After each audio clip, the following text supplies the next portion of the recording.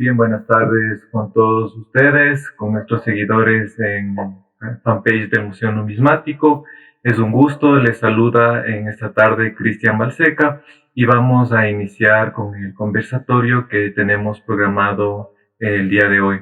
Antes de ello también quiero invitarles a que nos sigan en nuestras redes sociales, también en la página web del museo, porque nos encontramos justamente reinventando varias actividades para una mayor diversidad de la oferta cultural que tiene el Museo Numismático del Banco Central del Ecuador, para que todos los usuarios, todos nuestros seguidores, los coleccionistas y todo el público en general pueda seguirnos y se pueda difundir todo lo que el museo ofrece a sus seguidores y usuarios. Con eso iniciamos este conversatorio y pues agradecerles también por darse cita en esta tarde con esta propuesta. Nuestro conversatorio está denominado como De lo monetario en el arte colonial, representaciones y simbología. Bueno, brevemente quisiera compartirles que quien se dirige hoy soy yo, Cristian Balseca, restaurador museólogo. He realizado varios trabajos de conservación y de restauración en los museos de la Casa de la Cultura, en el taller de restauración, y actualmente tengo la responsabilidad de las colecciones del Museo Numismático del Banco Central. Bueno, como una introducción a este tema que lo hemos propuesto, quisiera mencionar antes de ello que, que este tema surge a raíz de mi experiencia profesional, ya que como restaurador de bienes culturales siempre me he encontrado con imágenes muy particulares, ¿no? Y en ese sentido, al tener ahora este contacto directo con los bienes que se conservan en el Museo Numismático, me he ido dando cuenta de que hay similitudes o hay coincidencias entre los símbolos, entre la iconografía, y por eso es que hemos propuesto este conversatorio, ¿no? Que trata de entablar un diálogo entre lo que es el dinero, sus representaciones y lo monetario, y con las obras de arte, en este caso generadas en el periodo virreinal en Quito. Con esto quiero mencionar que vamos a establecer un análisis de algunas obras de arte con temática religiosa, las cuales nos señalan aspectos morales y éticos relacionados con el dinero. Así también podemos ver que el dinero puede ser leído como un símbolo del deseo del hombre de poseer, de acumular y administrar. Y eso también vamos a leerlo en muchas pinturas, tanto a nivel del arte europeo que tocan esta temática como del arte quiteño. También es necesario mencionar que el discurso de estas imágenes pueden reflejar las relaciones sociales y políticas derivadas de su representación y uso. En ese sentido también vamos a darnos cuenta que se contrastan los valores espirituales y morales frente a los económicos, recordando que estas imágenes del periodo virreinal o colonial en Quito van a ser de una temática eminentemente religiosa, ¿no? Y ese es el contenido y el resultado de estas obras, que tienen un mensaje justamente de adoctrinamiento, un mensaje justamente espiritual y moral. Bueno, como una breve introducción para podernos nosotros ubicar en torno al tema de las representaciones que están inmersas en el arte, he considerado pertinente describir varias imágenes que están en el arte europeo que nos narran ya en sí momentos en donde se conjuga la aparición ya del dinero. Y aquí podemos ver claramente en este fresco de Masaccio, denominado El tributo de la moneda, en donde se nos narra justamente que un cobrador de impuestos se ha acercado a Jesús a pedirle el impuesto por el uso del templo. En ese sentido, vemos que Jesús se dirige hacia su lado, hacia el lado izquierdo, donde se ubica Pedro, y le da una orden, ¿no?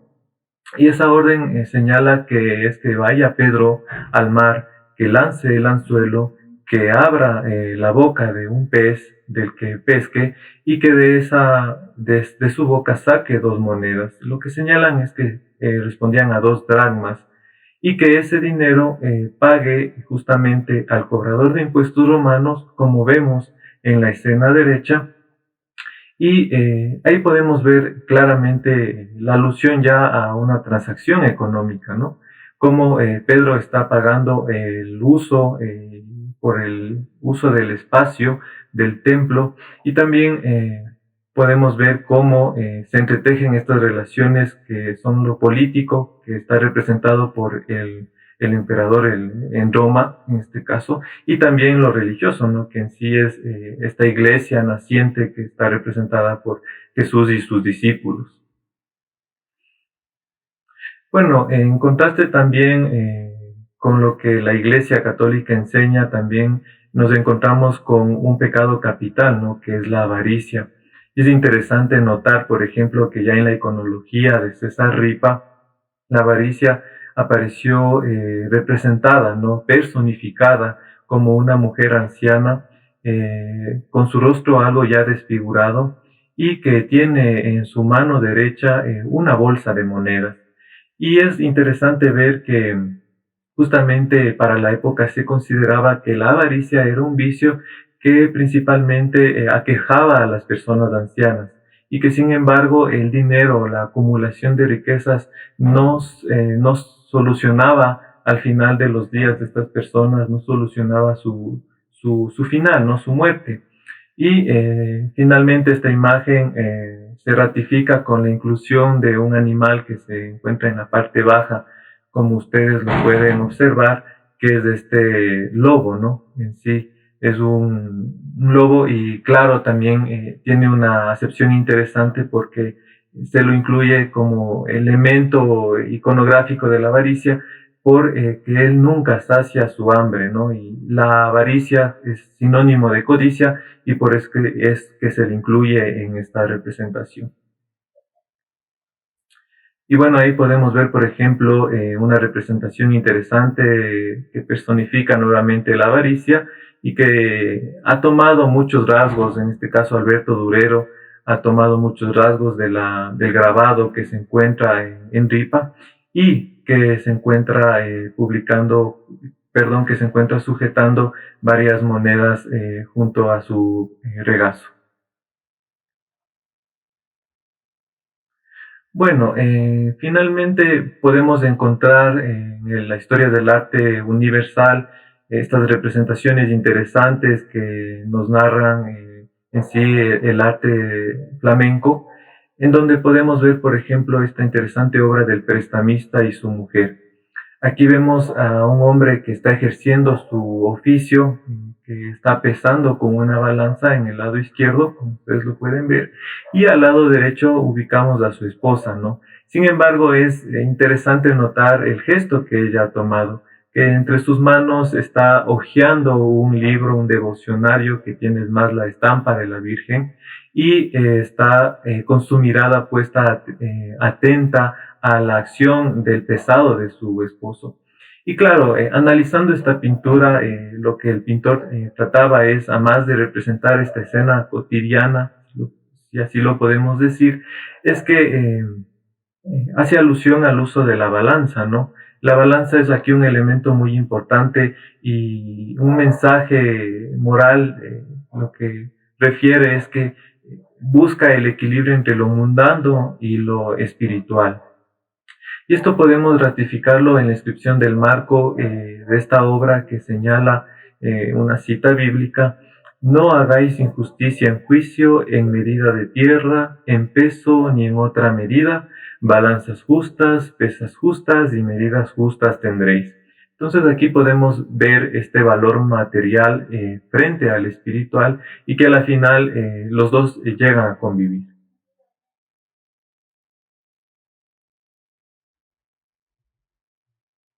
Finalmente, seguidamente, perdón, podemos encontrar otra pintura que es denominada como La vocación de San Mateo, pintada por Caravaggio.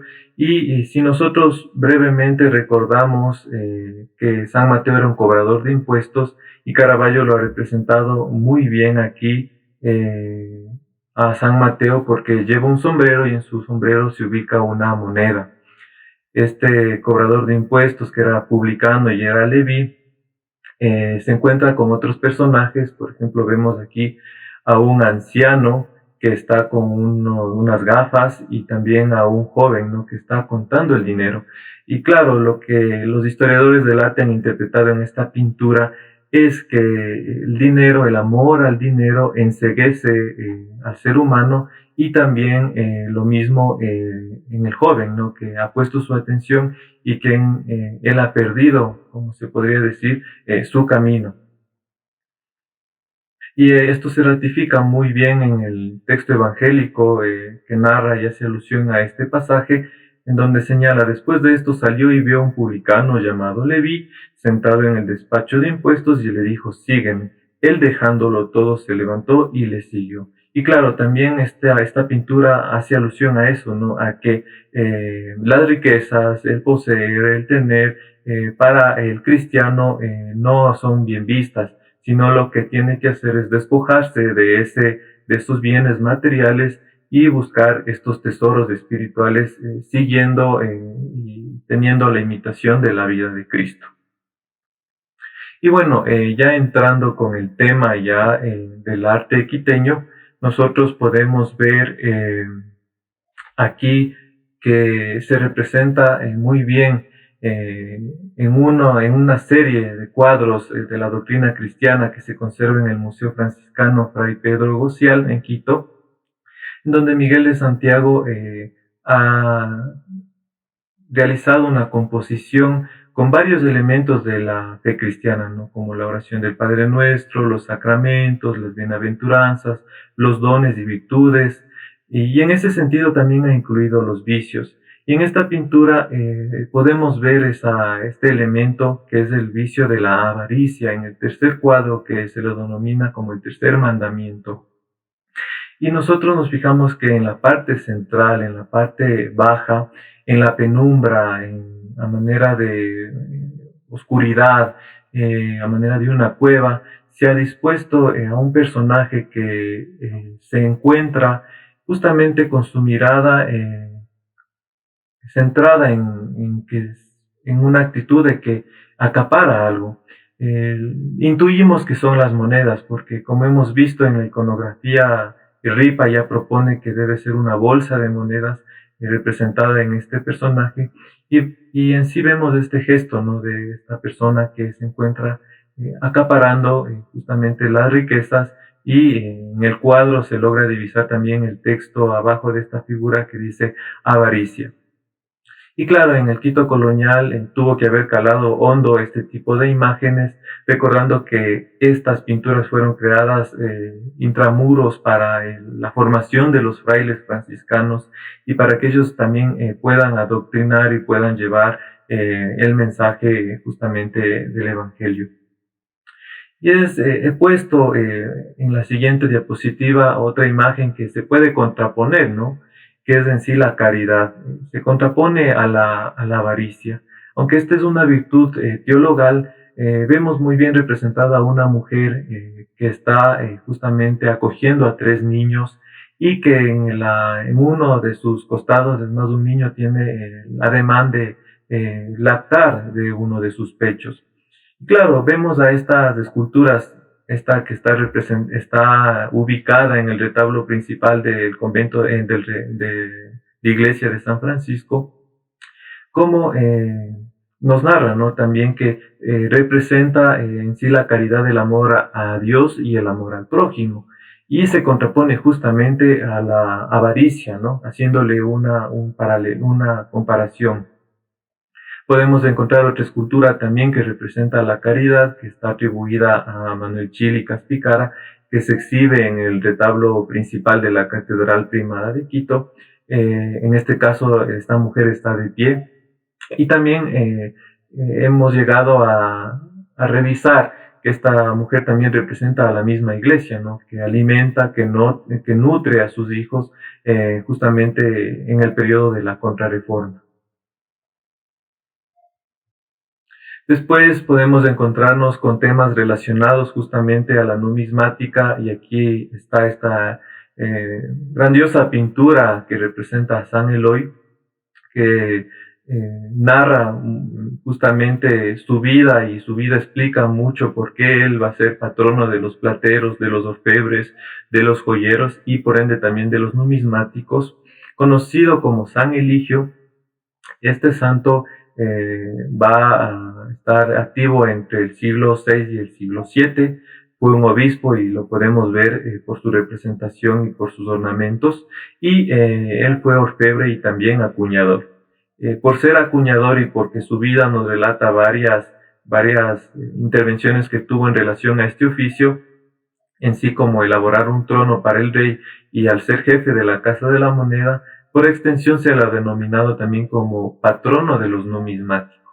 Y por eso es que también en muchas publicaciones, en muchos libros vemos a este santo siempre en los estudios de numismática. Lo interesante en la pintura pintada por Bernardo Rodríguez es que se ha incluido alrededor del santo varios profetas, ¿no? Y que pertenecen al Antiguo Testamento, o reyes también, ¿no? O personajes del Antiguo Testamento. Así podemos ver a Moisés, que está en la parte de arriba, quien diseñó el Arca de la Alianza, a Bezalel, quien construyó el arca, y también podemos verle que ellos portan elementos, ¿no? De orfebrería, justamente como un incensario, como un candelabro, o en la parte baja vamos a verle a Irián, quien es el arquitecto del templo de Salomón. En la parte contraria vamos a encontrarnos otros personajes. Por ejemplo, aquí está Salomón, quien diseñó el templo de Jerusalén, Oliab, quien creó el candelabro de 7 brazos, y podemos verle cómo porta este artefacto, y a Terá. Y esto es interesante también porque al revisar a quién representa este santo, es un famoso orfebre e inventor de las monedas, lo que nos relata el Antiguo Testamento. Finalmente podemos ver que también en el segundo plano de esta obra se ha dispuesto a 2 santos, que está, por ejemplo, en el lado izquierdo a San Dunstan, creando un crucifijo de metal, y al lado derecho a San Anastasio, quien es un aprendiz de un platero persa cristiano. De ahí nosotros podemos ver que en el plano principal, en la parte baja, se ha ubicado al donante, ¿no? Y en la inscripción reza así: el glorioso San Eloy, obispo y platero, portentoso en milagros, advocación de don Vicente López de Solís, Bernardo Rodríguez Fechir, año 1775. Y claro, es interesante ver que en el gremio de plateros fue activo justamente en el siglo XVIII don Vicente López de Solís, un importante platero quiteño, quien realizó valiosas y grandes obras que hasta la fecha se conservan en monasterios. Un ejemplo, por ejemplo, el anda de la Virgen del Rosario del convento de Santo Domingo. En este caso, se han hecho estudios sobre platería, sobre el gremio y también la cofradía de San Eloy, y se puede también discurrir en muchos temas en torno a la participación de los plateros en el Quito colonial. Y ello ratifica, ¿no?, como este platero hizo esta donación al San Eloy justamente como una ofrenda al santo y a su santo patrón. Aquí incluido unas imágenes interesantes que llaman la atención porque se representa a un orfebre a finales del siglo XV en su taller, según el maestro Balán, y aquí vemos que está San Eloy trabajando, ¿no?, en un taller. Y claro, este San Eloy justamente responde, como ya lo habíamos mencionado, a ser un patrono de los plateros, orfebres, joyeros, herreros, metalúrgicos y por ende los numismáticos. Por ejemplo, podemos ver aquí un elemento interesante que es este banco de madera que se encuentra en la parte de su costado y que se asemeja mucho, ¿no?, como a la prensa de acuñación que se utiliza a martillo, ¿no?, y que son instrumentos que van a utilizar todos en estos oficios para justamente acuñar, para moldear, para preparar todos los metales. También he incluido una imagen que se la conocía recientemente como San Eloy. Sin embargo, les comparto a ustedes, especialmente a los coleccionistas, a los numismáticos, porque muchas veces vemos esta imagen reproducida en libros, en portadas de libros o de artículos, en donde se lo denomina como San Eloy. Esta obra que está conservada en el Museo Metropolitano de Nueva York, y lo he incluido aquí, porque estamos tratando el tema de este santo, es que los restauradores han identificado de que este nimbo o esta aureola que llevaba en su cabeza fue añadida pues en años posteriores, y se ha llegado a concluir que este santo, que esta figura no representa a San Eloy, sino representa a un platero de la época, a un joyero mejor dicho, orfebre, y que está justamente aquí pesando el anillo que va a ser entregado a esta pareja de esposos, ¿no? Que ellos justamente van a contraer matrimonio, y ello también se expresa en este cinto, ¿no? Que está aquí representado. Solo es para compartirles que los trabajos de restauración han dado nuevas luces y permiten descifrar que esta iconografía no correspondía a San Eloy como se creía anteriormente. Bueno, retomando ya el tema del arte quiteño, por ejemplo, también vamos a encontrar representaciones del dinero en pinturas de la pasión y de la muerte de Jesús. En este caso vemos esta pintura que se conserva en el Museo de Arte Colonial de la Casa de la Cultura, conocida como el Ecce Homo. Evidentemente responde a un grabado, su modelo principal, pero vamos a encontrar que tiene varios elementos en todo su perímetro que narran justamente la pasión y la muerte y la crucifixión de Jesús. Y entre estos elementos vamos a encontrar dos que nos llaman la atención. En la parte baja vamos a encontrar una bolsa justamente con monedas, y esta bolsa hace alusión a que Judas Iscariote, uno de sus discípulos, había vendido por 30 monedas de plata a Jesús. Entonces, esto ya lo hemos escuchado muchas veces, y claro, aquí se hace evidente en esta bolsa con las monedas que están saliendo de la misma. Revisado, y es interesante que muchos estudiosos numismáticos a nivel mundial se han dedicado a descifrar cuáles fueron esas monedas que se utilizaron para la venta de Jesús, ¿no? A los sumos sacerdotes, o más que la venta, la entrega, ¿no? Entonces, en ese sentido se ha llegado a decir que son dracmas, otros señalan que son tetradracmas, y que claro, corresponden a estas monedas de plata que circulaban en esa época. Otro elemento también es interesante ver cómo se ha ubicado en la parte superior, en la parte lateral derecha, a manera de un medallón, un, una, una manera de cómo se acuñan las monedas. Y ustedes pueden ver aquí que se han incluido unas manos, está un martillo, está un punzón y están varias monedas. Y claro, tiene una inscripción en latín que señala Dam Precium Plagae, que significa, y se le extiende ya al tema iconográfico de la pintura, que en sí dice, él pagó por redimirnos de la condena. Y claro, este pago fue justamente con la muerte de Jesús, y por la redención de la humanidad, como enseña la Iglesia Católica. En ese sentido, vemos cómo se utilizan elementos monetarios, como son estos muy conocidos, que en sí, como ya los narré, para hacer alusión a este pago, ¿no? Y otro grabado interesante que he encontrado, por ejemplo, es este emblema que pertenece al libro de emblemas morales de Sebastián de Covarrubias Orozco, publicado para 1610, en donde se incluye también una composición similar, ¿no? En donde se está dando un golpe a una moneda, pero aquí tenemos una piedra de toque. Estas piedras de toque en la antigüedad servían justamente para verificar la originalidad o la falsificación de un metal precioso, principalmente de oro y de plata. Y es por ello que también se ha incluido en una cartela el texto que dice: no por eso pierde su valor y peso, ya que se tenía que golpear, y muchas de las veces se tenía que perder la forma física de la moneda por comprobar la originalidad del metal. Bueno, cambiando de tema, podemos encontrar también historias o leyendas o milagros en la vida misma de los santos que hacen alusión al dinero. Así, por ejemplo, en este cuadro que se conserva en el Museo Fray Pedro Bocial en Quito, vemos como Bernardo Rodríguez pinta el milagro de la dote, en donde este santo franciscano conocido como San Antonio de Padua está entregando un documento, una nota a esta mujer. Pero es interesante fijarnos en el segundo plano, en donde se ha ubicado en la derecha a una mujer que está, a dos mujeres, mejor dicho, que representa a la una a la hija y la otra a la madre.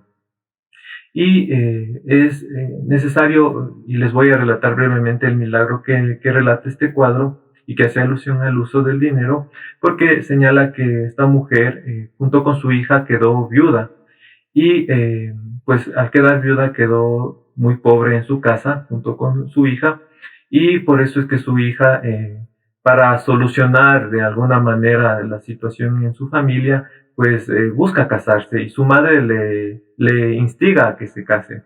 La mujer desesperada lo que hace es acudir al santo. Unos dicen que acudió a la iglesia de San Lorenzo en Nápoles y se acercó al santo, a la imagen de este santo, y el santo, al escuchar esta súplica para que ella pueda contraer matrimonio, el santo lo que hizo fue entregarle un documento, un papel.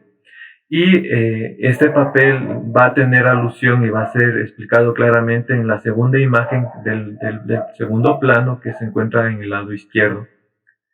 Y este papel lo que va a decirnos es: darás a la mujer que te entregare este papel su peso de monedas de plata para su dote. Vale Fray Antonio de Padua.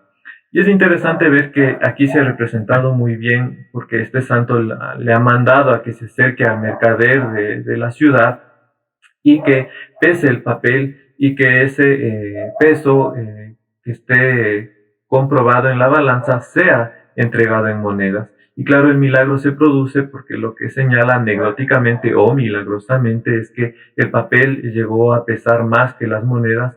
Para ello, el mercader tuvo que poner 400 monedas de plata para equiparar el peso. Y lo que señala es que el milagro se cumple al entregar aquí todas estas bolsas justamente que se encuentran para su pesado a la mujer, y ella poder solucionar la situación que vivía junto con su madre. Y por eso es que se le denomina el milagro del Adotec, porque así ella podía tener la dote para poder contraer matrimonio con el novio que esté dispuesto para ello. Bueno, en una segunda parte, y después de hacer este recorrido, este análisis visual, iconográfico, de ir identificando elementos del dinero o elementos monetarios en el corpus del arte quiteño, me hago una propuesta también y una relación nada más que tal vez no tiene nada que ver con los temas que hemos tratado. Sin embargo, visualmente, simbólicamente, sí. Y es que podemos encontrar, por ejemplo, nexos visuales entre varias obras. Por ejemplo, tenemos una pintura realizada por Bernardo Rodríguez, que pertenece a una serie de los apóstoles, conservada actualmente en el Museo del Carmen Alto, en donde representa a Santiago Apóstol. Y claro, este santo, uno de sus atributos muy importantes es la concha o la venera. Entonces vamos a ponerle en diálogo con la concha que, por ejemplo, en las sociedades prehispánicas y en el Museo Numismático del Banco Central se exhibe, ¿no?, en la sala 1. Y claro, por ejemplo, este elemento fue un elemento de intercambio que llegó a muchos lugares en la época y que también era muy preciado para su momento, ¿no? En ese sentido, también, por ejemplo, teóricos como por ejemplo Mircea Eliade nos dice que la concha, más de tener un simbolismo como monetario, tiene un simbolismo de fecundidad, un simbolismo de fertilidad, y por eso es que también era muy importante, ¿no?, para en estas épocas. Bueno, también podemos ver, por ejemplo, en obras del pesebre del Carmen Bajo en Quito, que se representa interesantemente la cotidianidad, ¿no? De Quito, de la colonia y el Quito también muchas veces de la República. Y ahí podemos ver, por ejemplo, a estos personajes, los yumbos, ¿no? Que venían del noroccidente trayendo los productos justamente para el intercambio acá en la ciudad de Quito o en otras partes en la sierra. Y nada más que, como les mencionaba al inicio, intentamos hacer un diálogo entre estas obras que están en estos espacios, en estos conventos, en estos museos, con los elementos que puede relatarnos la historia económica y la historia numismática. Por ejemplo, también podemos encontrar en las famosas pinturas atribuidas a Nicolás Goriba, que se encuentran en la compañía, eh, a los profetas, ¿no? Y en estos profetas encontramos un elemento muy interesante que es las filacterias, que vemos aquí estas cintas que salen del cuerpo de estos profetas y que son estas pequeñas envolturas o cajitas de cuero donde se encuentran o guardan pasajes de las escrituras en la religión judía. Quisiera que tengan en su mente y guarden esta idea de las filacterias, porque a continuación vamos a ver que las filacterias se incluyen en las monedas, ¿no?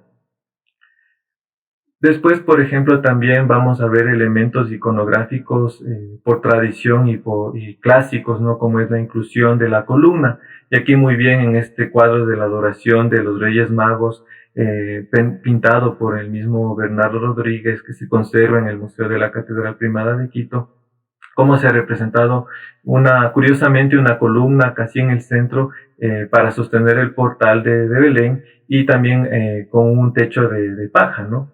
Pero a lo que voy es que mantengamos esta imagen clara de la columna también, ¿no? Esta columna que está aquí estriada, ¿no?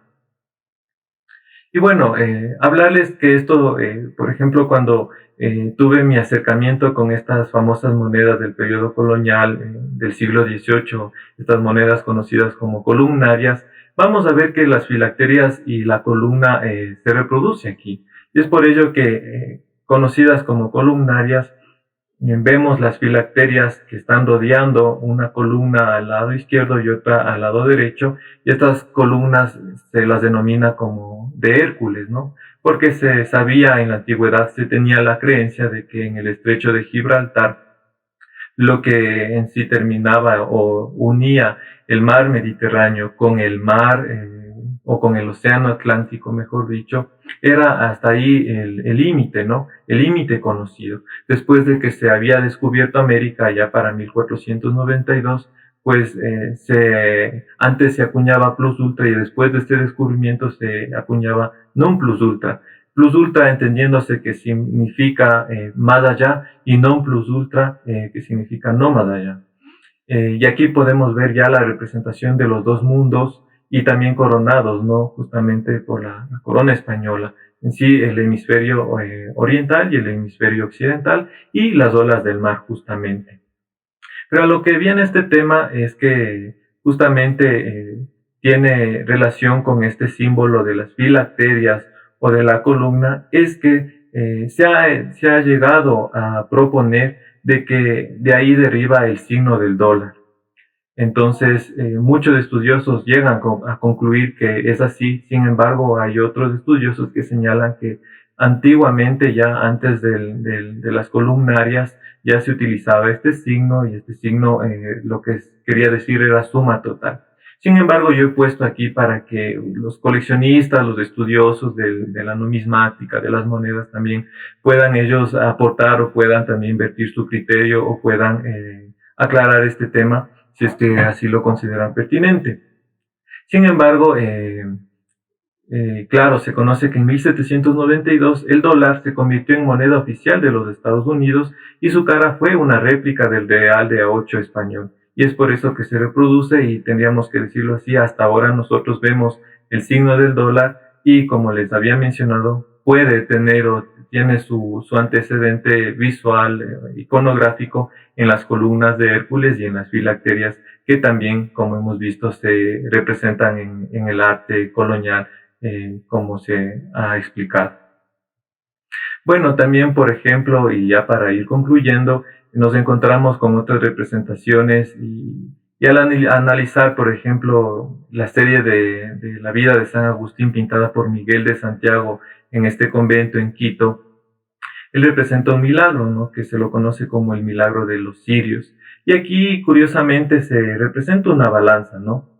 Y claro, el milagro relata que se habían utilizado las ceras o las velas para la fiesta de San Agustín, y al devolverlas su peso no compensaba o no coincidía con el que se había gastado. O sea, se mantenía el peso que había sido inicial, y ese era el milagro. Pero a lo que yo voy es que en la numismática, en la historia de la numismática, especialmente colonial, siempre se nombran las balanzas, ¿no? Para el pesado de los metales. Y claro, estos metales muchas de las veces eran lingotes de oro, o también podían ser de plata, y había una escala de valores para ello. Y después de eso se sellaban estas monedas. Y como les decía, hemos entablado este diálogo entre el peso, ¿no? Además también que el peso deriva de ahí el nombre de muchas monedas que hasta la actualidad son denominadas como peso, ¿no? Justamente por esta acción de pesar en las balanzas. También, por ejemplo, podemos ver el uso de la balanza y la representación en el mismo San Miguel Arcángel, esta magnífica obra que se conserva en el Museo del Carmen Alto, en donde el arcángel posee o sujeta con su mano izquierda esta balanza, ¿no? Y claro, se lo conoce a él como el psicopompo, lo denominan, porque era este ángel, es el que, de acuerdo a la creencia cristiana, el que dirige a las almas justamente después de su muerte, y es el que pesa en la balanza las obras buenas y las obras malas del ser humano que hizo aquí en la tierra. Entonces también podemos ver muy bien representado ese gesto, ¿no? Del pesar en la balanza.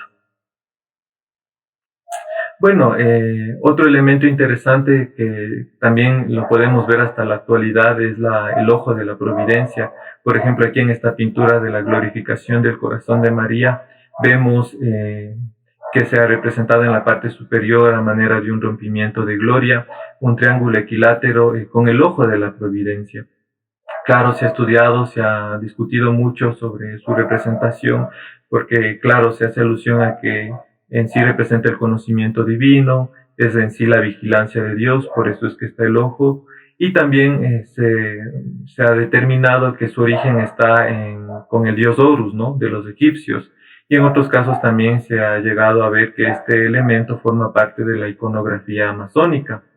Sin embargo, aquí en esta pintura representa el ojo de la providencia, en sí de la omnisciencia o de la omnipresencia de Dios en todo lado y en todo momento, y en sí del conocimiento divino.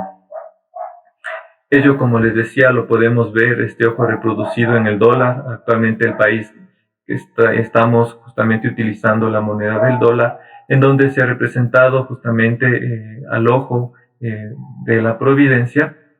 Y claro, tiene una inscripción interesante, ¿no? Que dice Annuit Coptis, que significa Él ha favorecido nuestros emprendimientos, una frase tomada de Virgilio. Y en la parte baja tiene un texto que dice Novus Ordon Seclorum, que significa el nuevo orden de los siglos. Y claro, es claro ver que revisando ya cómo se produjo y se diseñó el billete de $1, señala que en 1782 el Congreso designó al artista del diseño William Barton de Filadelfia para que hiciera una propuesta para el sello nacional. Para el reverso, en ese caso Barton sugirió una pirámide de 13 capas bajo el ojo de la providencia. Entonces, en ese sentido, nosotros vamos a ver cómo las imágenes de la iconografía cristiana, con sus antecedentes también en la iconografía clásica, se reproducen y se mantienen hasta la fecha, ¿no? Este ojo de la providencia lo vamos a encontrar también en retablos, por ejemplo, en el retablo de San Francisco, en el retablo mayor, o también en la fachada de piedra de la Compañía de Jesús. Bueno, agradecerles por su atención, espero que haya sido de su interés, y pues nada más que invitarles a las nuevas propuestas que estamos trabajando en conjunto con el equipo del Museo Numismático para poder justamente brindar una oferta cultural a todos sus usuarios y visitantes con la finalidad de difundir, de investigar, de conservar el patrimonio y la historia numismática de nuestro país. Gracias por su atención. En este momento, en todo caso, si ustedes tienen preguntas o tienen algún comentario, pues estaré muy atento para responder.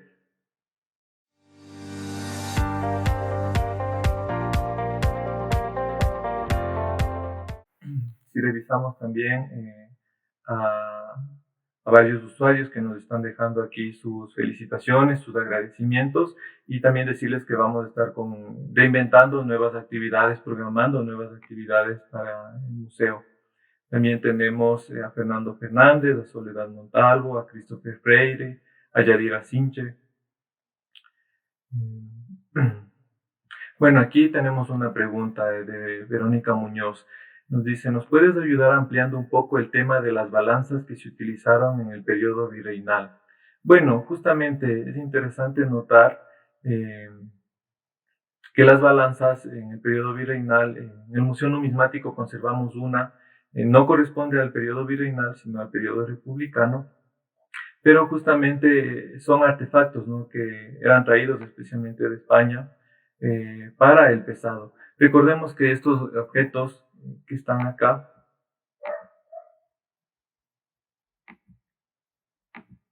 tenían que representarse, tenían que ser justamente, medir justamente, o sea, tenían que ser precisos. Y así podemos ver, por ejemplo, estas balanzas que están representadas aquí, como la de San Miguel Arcángel, justamente que tenían que cumplir esa función. Por ejemplo, tenemos un texto interesante que nos narra sobre el uso de las balanzas. Y claro, lo que se nos señala es que, por ejemplo, en el Quito colonial, al inicio, cuando no se tenía monedas, se tenía que hacer el pesaje de este metal, ¿no? Sin embargo, creo que es un tema de estudio para profundizarlo a futuro, justamente el uso de las balanzas en el periodo virreinal, eh, en Quito especialmente.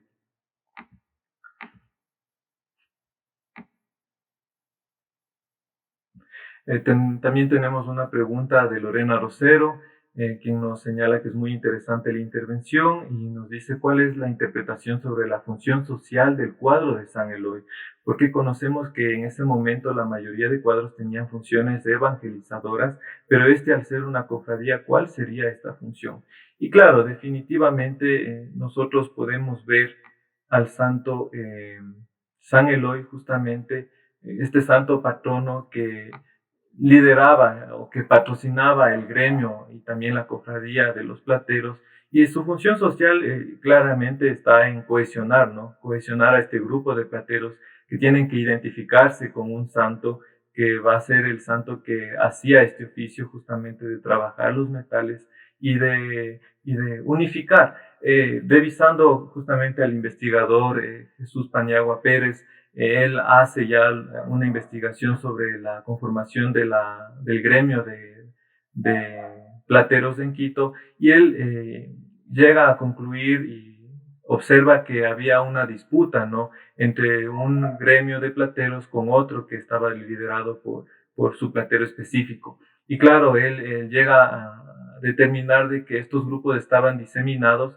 y es por ello la importancia, ¿no?, de las cofradías, porque intentan y lo que buscan es un orden social, buscan que los trabajadores, en este caso los plateros o artesanos de la orfebrería, se unifiquen y puedan así mejor organizarse, ¿no? En ese sentido, podríamos mencionar lo que ya Jesús Paniagua Pérez describe, ¿no?, al encontrar varios archivos en la Catedral Metropolitana de este conflicto, de esta pugna que había entre los plateros quiteños en llevar justamente el manejo de un gremio, ¿no?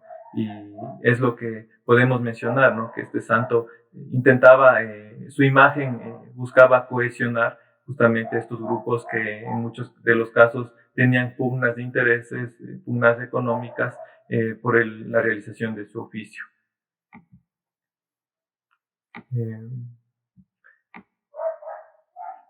También tenemos varios comentarios que nos están dejando nuestros seguidores del fanpage del Museo Numismático.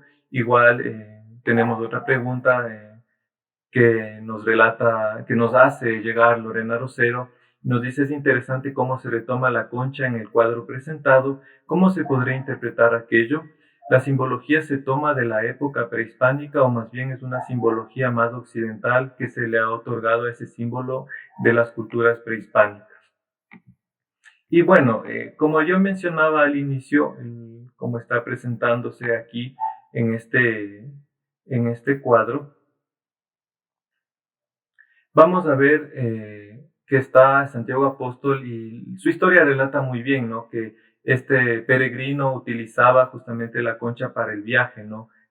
Justamente, y la concha servía de un artefacto para comer, un artefacto también para beber, y es lo que hace alusión a este tema. Sin embargo, yo lo he puesto en diálogo y tal vez ahí podríamos profundizar porque tal vez no tengan nada que ver estos temas. Sin embargo, vemos cómo en la iconografía occidental y por ejemplo en el nacimiento de Venus, de esta famosa pintura, vemos cómo es la concha en sí simboliza la fertilidad, ¿no? Y claro, tiene el mismo significado y esa sí es una relación muy pertinente que la concha también en la época prehispánica para las sociedades originarias del Ecuador también tenía un valor y un simbolismo de la fertilidad, ¿no? Justamente, si no mal recuerdo, porque este molusco justamente se da en los meses de agosto, ¿no? Y septiembre. Y claro, ello también significaba para las sociedades de esa época la cosecha, ¿no? Y en sí la fertilidad, ¿no? Entonces, podríamos discernir de esa manera una relación. Sin embargo, creo que esto tendríamos que profundizar y ver qué alcance y cuál es el origen, aunque creo que es difícil determinar si es que tienen nexos, ¿no? Sin embargo, vemos cómo estos dos elementos tienen ese mismo simbolismo tanto para el arte europeo u occidental como también en el uso o en la vida cotidiana de las sociedades prehispánicas.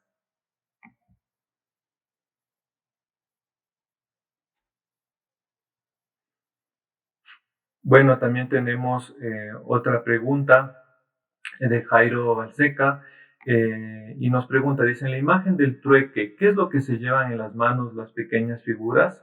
Parece ser una guitarra y ¿qué más? Bueno, aquí hemos puesto, ¿no? Una representación de estos yumbos, ¿no? Y se ha estudiado, creo, bastante la participación de los yumbos en la historia de Quito, en la economía colonial, y claro, ellos se ven manifestados en el pesebre quiteño, y ellos están llevando productos, ¿no? Y en sí son productos justamente de su localidad, y aquí se habla también de los pisos ecológicos, porque llegaban productos de los valles, llegaban productos justamente del noroccidente que no se los podía conseguir en otros pisos climáticos, ¿no? Y es ese intercambio, ¿no? De productos distintos, productos diversos entre las sociedades o entre los grupos sociales. Y claro, efectivamente vemos como el primer personaje lleva una guitarra, el otro pareciera que lleva varios frutos, no sé, legumbres, hortalizas, el otro también carga un animal, ¿no? Y bueno, la guitarra puede también significar que las grandes jornadas o largas jornadas que ellos tenían también servían para amenizar, ¿no? Su trayecto hacia la llegada a Quito o hacia los otros lugares. Además, también pensar que estas figuras fueron también representadas y realizadas para un Belén y también hacen alusión de que ellos van llevando estos productos que están recogidos haciendo alusión a un símil de los pastores, ¿no? Que se acercan al nacimiento de Cristo a entregarle sus productos, sus ofrendas, y en ello también a cantarle, ¿no? Como estos pastores músicos que podemos ver en los clásicos pesebres también de Quito.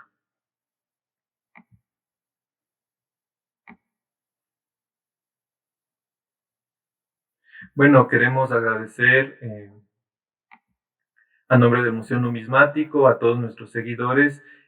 No tenemos por el momento más preguntas y pues igual esperamos a futuro seguir profundizando en este tema que hemos propuesto en esta tarde sobre lo monetario y sus representaciones en el arte.